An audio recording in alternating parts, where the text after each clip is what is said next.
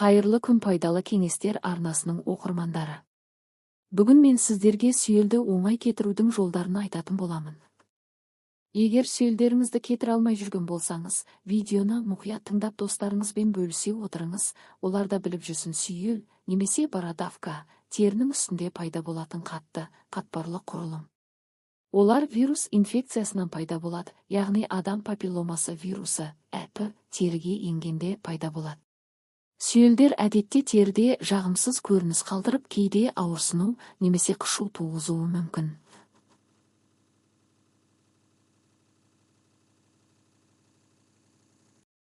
Алайда сүйелдер көбінесе зиянсыз болып, уақыт өте өздігінен кетуі мүмкін.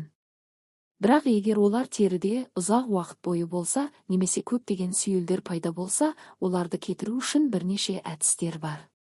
Сүйелдерді кетірудің жолдары. 1. Медициналық емдеу әдістері. Криотерапия, суықпен емдеу. Бұл әдіс сүйелді сұйық азотпен қатырып, оны жоюға негізделген. Сүйел қатып түсіп кетеді. Лазерлік емдеу. Лазер көмегімен сүйелдің теріде қалатын бөліктері күйдіріліп, жойылады. Бұл әдіс көбінесе үлкен немесе терең сүйелдер үшін қолданылады. Химиялық әдіс. Спецификалық химиялық қышқылдар, мысалы, салицил қышқылы, сүйелдің жоғарғы қабатын қабышақтап алып тастау үшін қолданылады. Бұл әдіс теріге қолайлы, бірақ көп уақытты талап етуі мүмкін. Хирургиялық әдіс. Егер сүйел өте үлкен немесе терең болса, дәрігер оны операциялық жолмен кесіп алып тастауы мүмкін. Электрокоагуляция. Сүйелді жоғары температурамен күйдіру әдісі.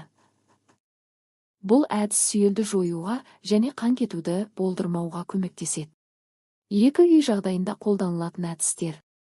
Егер сүйелдер кіші және зиянсыз болса, кейбір үйде қолданылатын әдістер оларды жеңілдетуге көмектесуі мүмкін. Бірақ бұл әдістерді қолданар алдында дәрігермен кеңесу маңызды, әсіресе егер сүйелдер көп болса, немесе ауырсыну туғызса. Салицил қышқылы. Салицил қышқылының негізінде жасалған өнімдер сүйелдерді кетіру үшін ең жиі қолданылатын әдіс.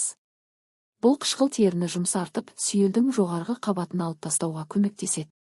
Қолдану әдісі. Салицил қышқылы бар крем немесе пластырды сүйелдің үстіне қойып, бірнеше күн бойы пайдалануға болады. Бұл әдіс сүйелдің уақыт өте келе кішірейіп түсіп кетуіне әкеледі. Істеген лимон немесе сірке суы.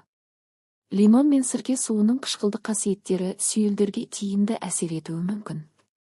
Қолдану әдісі. Лимонның шырынын немесе сірке суын мақта тампонына тамызып, сүйелдің үстіне жағып, үстінен таңғышпен байлап қою керек. Бұл әдісті бірнеше күн бойы қолдануға болады. Қалампыр майы. Қалампыр майы антисептикалық және қабынуға қарсы қасиеттері бар табиғи өнім.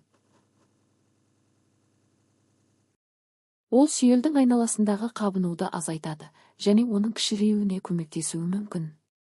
Қолдану әдісі. Қалампыр майын сүйелдің үстіне бірнеше тамшы тамызып, үстінен таңғышпен жауып қойыңыз.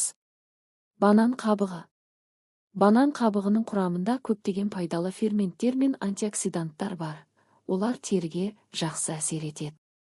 Қолдану әдісі. Банан қабығын сүйелдің үстіне қойып, оны бірнеше сағатқа немесе түнге қалдыру керек. Бұл әдіс сүйелдің кішіреуіне және түсуіне көмектеседі. Тістеген сарымсақ. Сарымсақта табиғи антисептикалық және вирусқа қарсы қасиеттер бар. Ол вирусын жоюға көмектеседі. Қолдану әдісі. Сарымсақтың бір түйірін ұсақтап, сүйелдің үстіне жағып, таңғышпен жауып қою керек. Бұл әдісті күнде қолдануға болады. 3. Психологиялық факторлар. Сүйелдер көбінесе стресс немесе иммунитеттің әлсіреуі кезінде пайда болады. Сондықтан стрессті басқару және иммунитетті нығайту үшін дұрыс ұйқы, дұрыс тамақтану және физикалық белсенділік маңызды. Витаминдер мен минералдар. Иммунитетті нығайту үшін С витамині мен мырыш сияқты қоректік заттарды тұтыну ұсынылады. Бұл ағзаның вирустарға қарсы күресу қабілетін арттырады. Видео пайдалы болса арнаға жазылып достарыңызбен бөлісе отырыңыз.